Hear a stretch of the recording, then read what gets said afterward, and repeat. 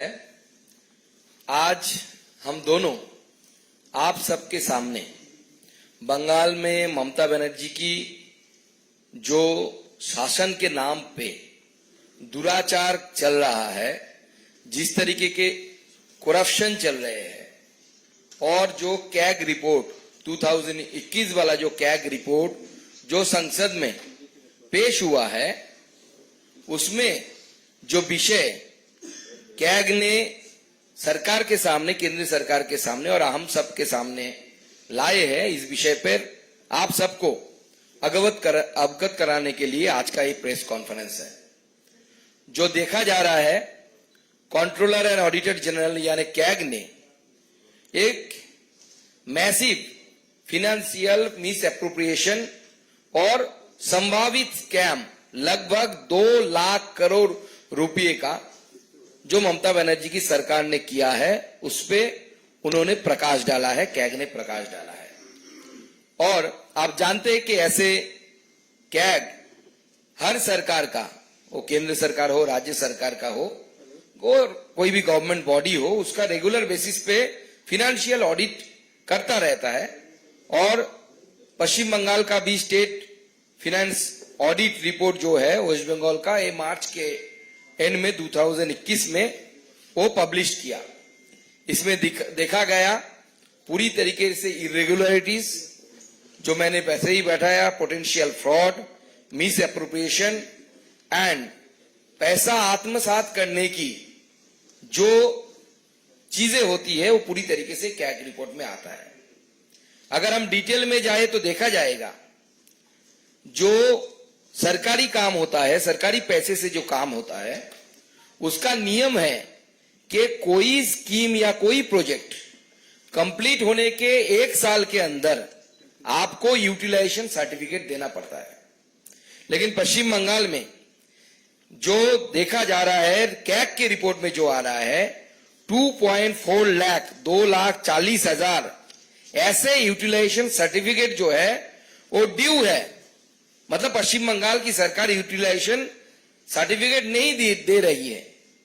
और इसका अमाउंट अगर हम जोड़े कि कितना पैसा इसमें यूटिलाइज हो गया, लेकिन यूटिलाइजेशन का कोई सर्टिफिकेट नहीं है, यानी काम हुआ है या नहीं हुआ है, या पैसा ऐसे ही चला गया किसी की पॉकेट में, भाईपों के पॉकेट में चला गया, या टीएमसी के ममता बनर्जी के भाइयों के पॉकेट में चला गया, ये किसी तरीके इसका कोई जानकारी किसी के पास नहीं है।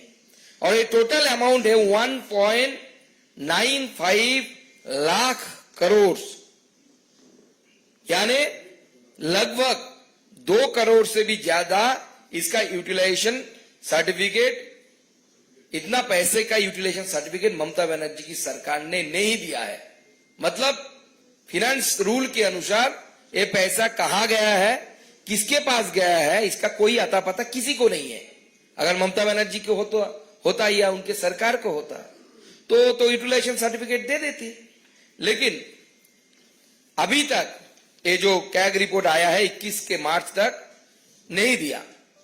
और देखा जाए तो 2018 से 2021 के मार्च तक ये जो 2.4 लाख करोड़ 2.4 लाख जो मिसिंग यूटिलाइजेशन सर्टिफिकेट है, इसमें 1.6 लाख सिर्फ इस पैन में 18 से 21 मार्च इस टाइम के अंदर इसका यूटिलाइजेशन सर्टिफिकेट दिया नहीं गया है। इसमें मेजरली 3 डिपार्टमेंट पश्चिम बंगाल सरकार की इन्वॉल्व है। एक है ग्रामीण विकास, rural development, urban development and school education. इन तीनों डिपार्टमेंट को अगर आप गौर फरमाइएगा, इन तीनों नामों पर 2 डिपार्टमेंट ऐसे हैं जिनमें करप्शन के चार्जेस बीते दिनों में सबसे ज्यादा टीएमसी के ऊपर आया है। Even x education minister of the state is presently under the behind the bar. अभी जेल के अंदर है हमारे education minister, x education minister. और रूरल डेवलपमेंट में MGNREGS का पैसा केंद्र सरकार रोकने के लिए बाध्य हुआ है, क्योंकि ये हालत है एक्चुअल में। और आप जानते हैं कि यूसी नहीं देने का मतलब है कि आप फ्रॉड किए हैं, इस पे आप पे, इस एंगल पे आप पे उंगली उठती है। ये जानने के बावजूद ममता बनर्जी ने यूटिलाइजेशन सर्टिफिकेट नहीं दिया और आगे आने वाले समय में आपको हम डॉक्यूमेंट भी दे देंगे ईयर वाइज कितने से कौन से साल में कितना पैसे का उन्होंने यूटिलाइजेशन सर्टिफिकेट देने के लिए मना किया। आप जानते हैं सरकार के कामकाज चलाने के लिए कभी कभी कुछ बजट के अलावा कुछ फंड, जिसे हम कॉन्टीजेंट फंड या कॉन्टीजेंसी फंड बोलते हैं, सरकार से एडवांस लेके काम होता है, पैसा लेके ट्रेजरी से पैसा लेके उस फंड से काम होता है। और उसके बाद पश्चिम बंगाल की जो फाइनेंस रूल है वो कहता है कि आप पैसा लेके ट्रेजरी से काम करिए कॉन्टीजेंट फंड से, और 1 महीने के अंदर आपको बिल देना है, डीसी बिल जिसे बोलते हैं, कि डिटेल कॉन्टीजेंट बिल्स, जिसे इन ब्रीफ डीसी बिल बोलते हैं।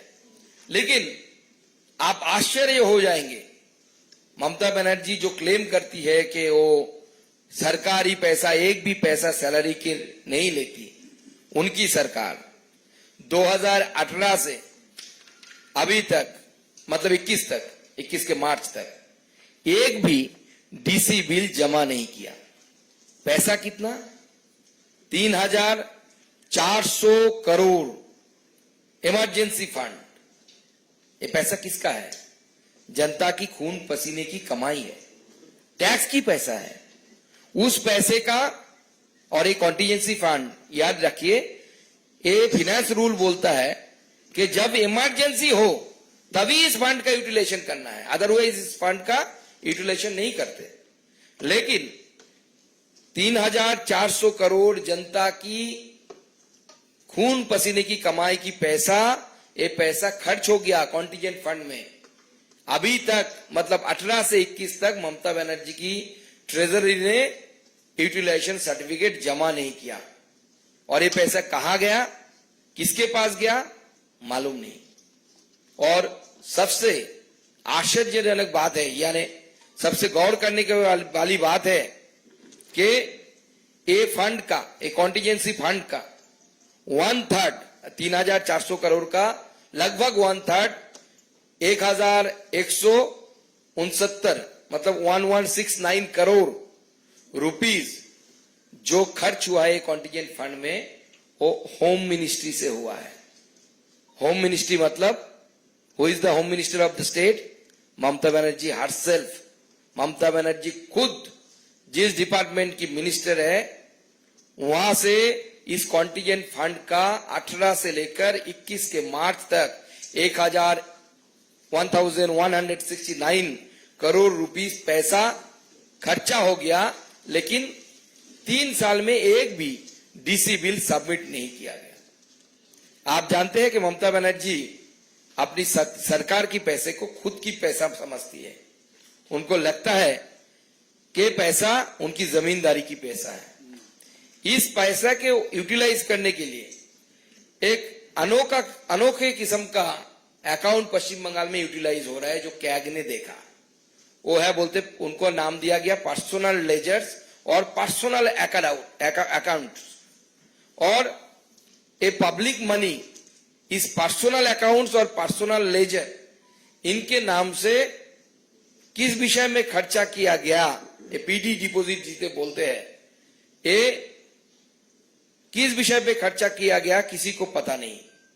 और जानते हैं कि पश्चिम बंगाल में, आप सबको पता होगा, पश्चिम बंगाल की जो फाइनेंस रूल है, वेस्ट बंगाल ट्रेजरी रूल जिसे बोलता जाता है, पीडी अकाउंट्स इसलिए खोला जाता है कि किसी प्रोजेक्ट का काम चल रहा है, उस प्रोजेक्ट का पैसा आप पीडी अकाउंट्स में काम के लिए ले जा सकते हैं, और काम खत्म होते होते फाइनेंशियल ईयर एंड तक वो फंड जो आप पीडी अकाउंट में कंसोलिडेटरी फंड से लेके गए हैं, वो फिर से वापस उस कंसोलिडेटरी फंड में चले आना चाहिए।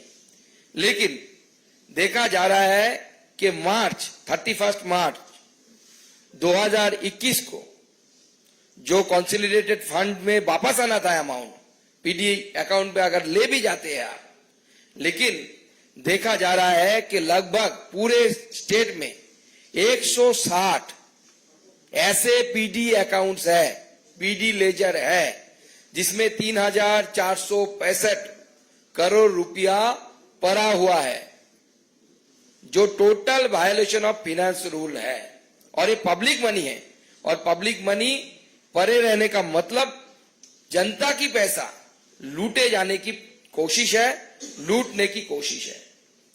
और अगर एक कैग रिपोर्ट्स को ध्यान से देखा जाए, पैसा लूटने के लिए हर जगह पे ममता बनर्जी की सरकार के द्वारा कोशिश किया गया, और एक कैग रिपोर्ट ममता सरकार के मुंह पर एक तमाचा है कि जो खुद को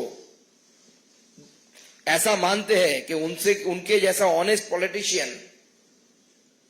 बंगाल में क्या पूरे भारतवर्ष में नहीं है। ममता बनर्जी का खुद का मानना है, उनका पार्टी का मानना है, लेकिन एक कैग रिपोर्ट पूरी तरीके से ममता बनर्जी की सरकार को बेआबरू कर देती है और दिखाता है कि किस तरीके से जनता की पैसे को लूटा गया, लूटने की व्यवस्था किया गया, यूटिलाइजेशन सर्टिफिकेट नहीं दिया गया, personal account, personal ledger maintain किए गए, और धांधली सबसे ज्यादा अगर देखे तो ममता बनर्जी की खुद की डिपार्टमेंट होम डिपार्टमेंट में है, और वहां पे पैसा ऐसे लूट जिसे बोलते हैं, एक तरीके किस्म का लूट चल रहा है बंगाल में। आगे मैं विस्तार से बोलने के लिए राजीव भाटिया जी को, गौरव भाटिया जी को अनुरोध करूंगा। बहुत बहुत धन्यवाद सुकांत जी। सभी पत्रकार बंधुओं को हमारा नमस्कार। जैसा मजूमदार जी ने बताया, इस देश में दो विचारधाराओं की लड़ाई चल रही है। एक तरफ ईमानदार, जनता के प्रति समर्पित केंद्र सरकार है, जिसका एक ही प्रण है, एक ही लक्ष्य है, भारत को भ्रष्टाचार से मुक्त करेंगे। और ये जो सीएजी रिपोर्ट सामने आई है, ये बिल्कुल स्पष्ट कर देती है कि इंडी अलायंस का कोई भी घटक दल क्यों ना हो, एक विपरीत ताकत लगी हुई है भारत की जनता के खिलाफ, भारत के मजबूत लोकतंत्र के खिलाफ, कि भारत भ्रष्टाचार मुक्त कैसे होगा जब हमारा परिवार और पार्टी भ्रष्टाचार युक्त होगी। ये चिंताजनक है कि ममता बनर्जी, जो कि बात करती है मां, माटी, मानुष, और उसी प्रदेश से आज मदर ऑफ ऑल स्कैम्स, सबसे बड़ा भ्रष्टाचार सामने आ रहा है। आप सोचिए, सीएजी रिपोर्ट में जो तथ्य सामने आए हैं, जब एक नोशनल वैल्यू 2G घोटाले को दी गई थी तो वो भी 1,76,000 करोड़ के आसपास था। तब कांग्रेस की भ्रष्टाचारी सरकार केंद्र में थी, और पश्चिम बंगाल एक प्रदेश से 2 लाख करोड़ रुपए से ज्यादा का घोटाला हो जाता है। Why shouldn't we call it the mother of all scams? From a corrupt leader like Mamata Banerjee, who has completely forgotten that she has taken oath under the Constitution of India to follow the Constitution, the rules, the procedures laid down. ये कहना गलत नहीं होगा, खाता ना बही, जब चोर हो ममता बनर्जी तो भ्रष्टाचार भी सही। खाता ना बही, जब चोर हो ममता बनर्जी तो भ्रष्टाचार भी सही। और ये बात मैं इसलिए उजागर कर रहा हूं, हमें एक बात समझनी होगी। अभी कुछ सप्ताह पहले सुकांत जी साक्षात देखे हैं उस घटना को होते हुए। ईडी के अफसर पश्चिम बंगाल जाते हैं तो जो जंगल राज है वो इस कदर हावी है ममता बनर्जी के मस्तिष्क में कि वहां पे ईडी अफसरों पे हमला कर दिया जाता है। क्या संदेश देना चाहती थी ममता बनर्जी? कानून से मैं ऊपर हूं, केंद्र से भी अगर रुपया आएगा, प्रदेश की आमदनी जो होगी मैं लुटा डालूंगी, लूट खसोट चोरी होगी, धोखाधड़ी मैं करूंगी। जब संवैधानिक संस्था कंट्रोलर एंड ऑडिटर जनरल, जो कि संवैधानिक संस्था है, हमसे हिसाब मांगेगी तो मैं कहूंगी ठेंगा नहीं दूंगी, जाओ। ये करारा तमाचा मारने का प्रयास है ममता बनर्जी का पश्चिम बंगाल की जनता के गाल पर वो भूल गई है जब कानून का डंडा पड़ता है तो अच्छे अच्छे भ्रष्टाचारी भी सीधे हो जाते हैं। मैं इसी संदर्भ में एक और बात बताऊं। टीएमसी के ही नेता शाहजहां शेख, जिस मुख्यमंत्री को यह सुनिश्चित करना था कि उनके पार्टी के भ्रष्टाचारी ईडी के साथ सहयोग करे, वो फरार है। क्यों फरार है? क्योंकि जैसा आपके समक्ष अभी रखा गया, घोटाला तो कर दिया ममता बनर्जी ने, अब जवाबदेही की बारी आई। तो जो लोग भ्रष्टाचारी हैं उनका किंगपिन कौन? क्वीन पिन भी कह सकते हैं, ममता बनर्जी। और देखिए, जो बात अभी कही गई उसी को आगे बढ़ाते हुए कुछ और बिंदु आपके समक्ष रख रहा हूं। जब कोई भी राजकीय कोष से खर्चा होता है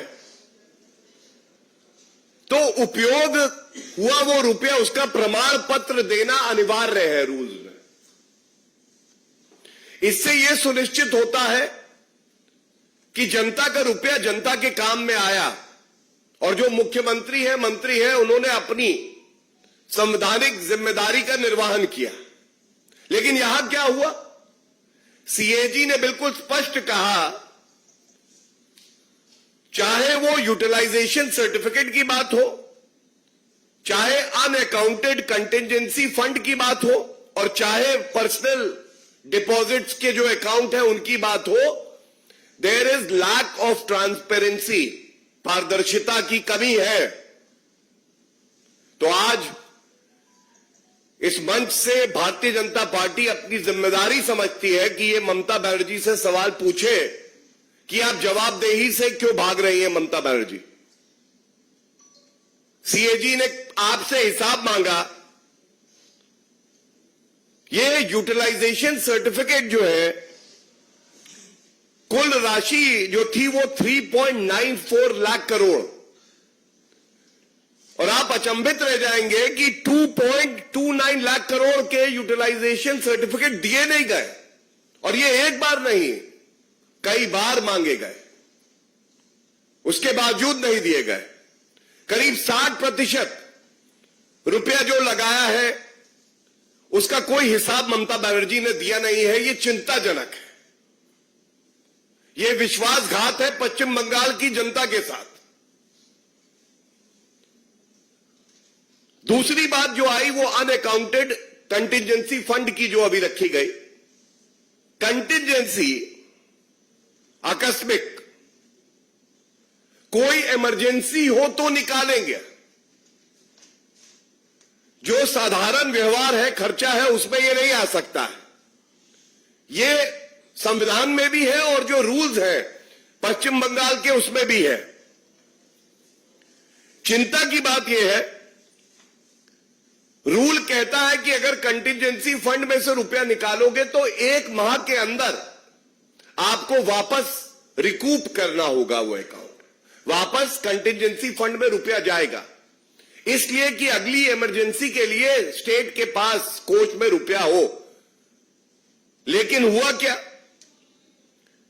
3400 करोड़ रुपए के जो बिल हैं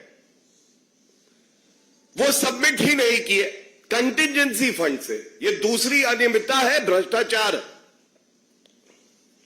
और जैसा अभी कहा गया, ये बहुत महत्वपूर्ण है, अनअकाउंटेड फंड सबसे ज्यादा किस मंत्रालय में है? गृह मंत्रालय में। और ममता बनर्जी उस मंत्रालय की मंत्री है, वो विभाग उनके पास है।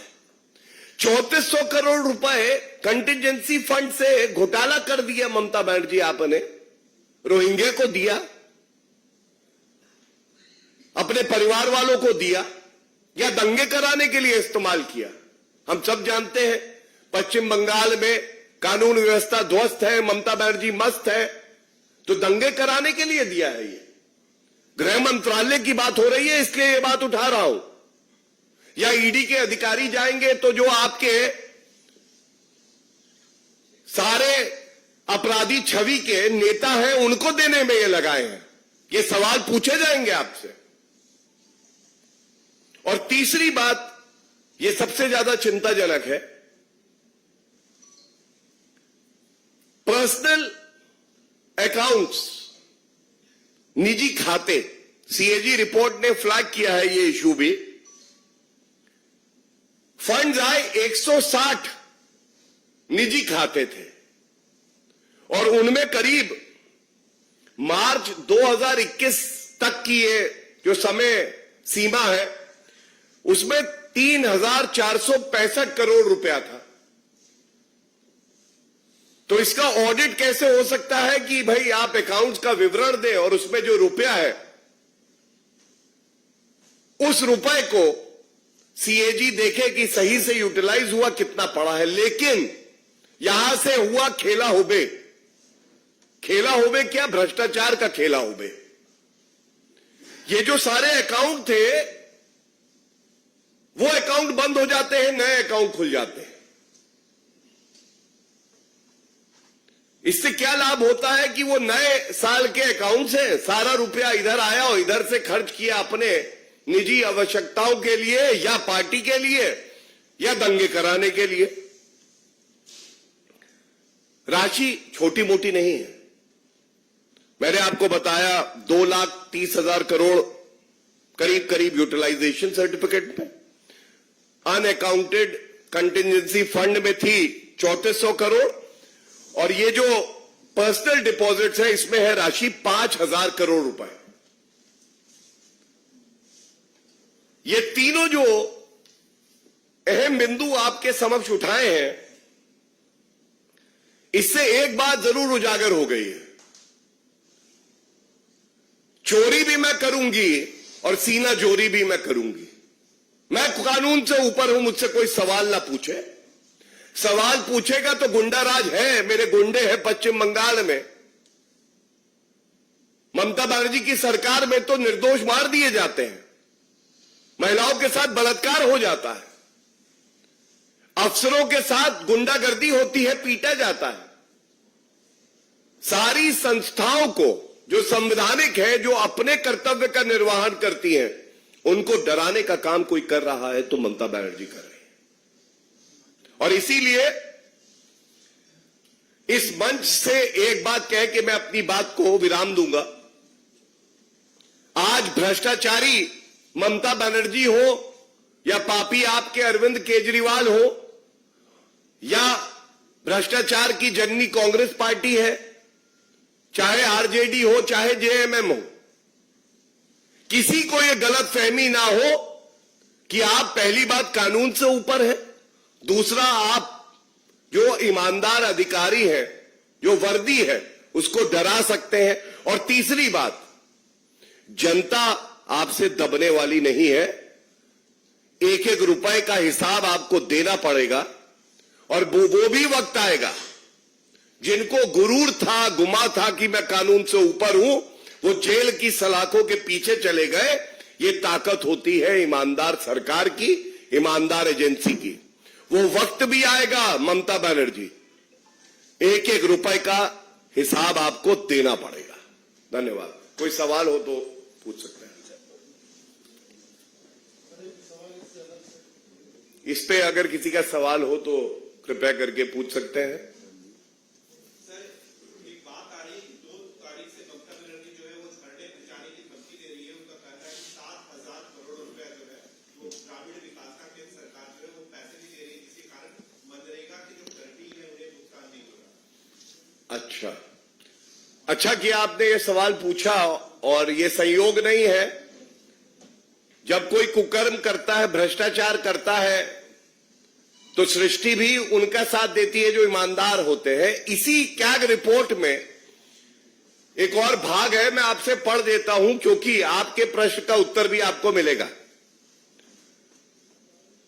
इस वर्ष में दिखाया है कि केंद्र सरकार से 2020-21 में ममता बनर्जी को 26,198 करोड़ रुपए, 3 योजनाएं। एक है नेशनल फूड सिक्योरिटी एक्ट में राशन के लिए, जिसमें 8,792 करोड़ रुपया उनको दिया गया। मनरेगा में 9,719 करोड़ रुपया दिया गया। और फर्टिलाइजर्स के लिए 1,070 करोड़ रुपए। लेकिन जो पारदर्शिता प्रदेश की सरकार में होनी चाहिए, जो प्रोसीजर है केंद्र सरकार को बताना कि उसका यूटिलाइजेशन हुआ है, कैसे हुआ है, उसका प्रमाण क्या है, ऐसा लगता है कि ममता बनर्जी इसमें विश्वास नहीं रखती है। इसलिए ममता बनर्जी क्या कहती है ये अहमियत नहीं रखता है। अहमियत ये रखता है ये जो 2,40,000 करोड़ रुपए का घोटाला मोटा मोटा सामने आया है, पहले इसकी जवाबदेही ममता बनर्जी की बनती है। और जब इसकी वो जवाबदेही दे दे, उसके बाद 1 रुपए की बात भी उसके बाद होनी चाहिए, उससे पहले नहीं।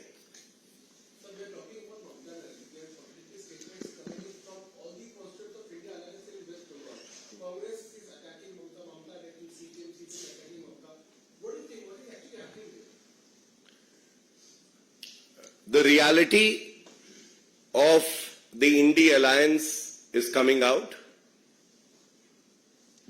It's an alliance of leaders who have personal ambition but nothing to offer to the people of the country. And I am reminded of a line which was spoken by Shri Rahul Gandhi when he said, falsely so, insulting India on foreign soil, that democracy in India is dead. Today, when the Bharat Todo Anyay Yatra was in West Bengal, he saw what is the real meaning of democracy is dead. It is happening in a state where the leader is part of the India alliance. और अगर हिंदी में कहूं तो ये India alliance या घमंडिया कुछ नहीं है, भ्रष्टाचारी, परिवारवादी, सांप्रदायिक जहर उगलने वाले जो घटक दल है और जो लीडर है, उनका एक समूह है जिनका एकमात्र लक्ष्य और काम केवल यह है कि भारत को बदनाम करना है। जनता को देने के लिए इनके पास कुछ भी नहीं है। और यह भी एक विडंबना है, राहुल गांधी विदेशी धरती पर जाके भारत को बदनाम करने का प्रयास करते हैं और कहते हैं भारत में लोकतंत्र खत्म हो गया है। और जब पश्चिम बंगाल में भारत तोड़ो अन्याय यात्रा पहुंचती है तो राहुल गांधी को आभास हो जाता है कि जब लोकतंत्र मरता है, जैसे पश्चिम बंगाल में मरा है, जब जंगल राज होता है तो वो कैसा होता है। और ये पश्चिम बंगाल इंडिया अलायंस का ही हिस्सा है।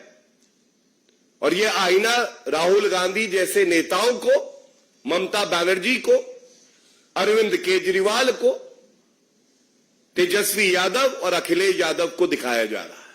गौरव जी, आपने अरविंद केजरीवाल का नाम लिया है। 2 फरवरी को अरविंद केजरीवाल और भागवत मान एक बड़ा प्रदर्शन दिल्ली में बीजेपी हेडक्वार्टर के बाहर करेंगे। आरोप है कि चंडीगढ़ में जो मेयर जीता है उसमें आप लोगों ने धांधली की। सबसे बड़ा धांधली करने वाला व्यक्ति पापी आपके कन्वीनर कट्टर बेईमान अरविंद केजरीवाल खुद है। कम से कम उनके मुंह से धांधली शब्द अच्छा नहीं लगता है। और अरविंद केजरीवाल को संविधान पढ़ना चाहिए। उच्च न्यायालय में मामला लंबित है, उस पर टिप्पणी कर रहे हैं। इस पापी आपके कन्वीनर कट्टर बेईमान को जनता ऐसा जवाब देगी कि ये कहीं आपको 2024 के चुनाव के बाद दिखाई भी नहीं देंगे। धन्यवाद। Thank you everyone. ज्ञानवापी परिसर में कोर्ट ने आज एक वो दिया है और कहा है कि जो मुलायम सिंह सरकार ने 93 में Thank you so much. It's a sub judice matter. As I stated earlier, we should not be commenting on a matter which is sub judice.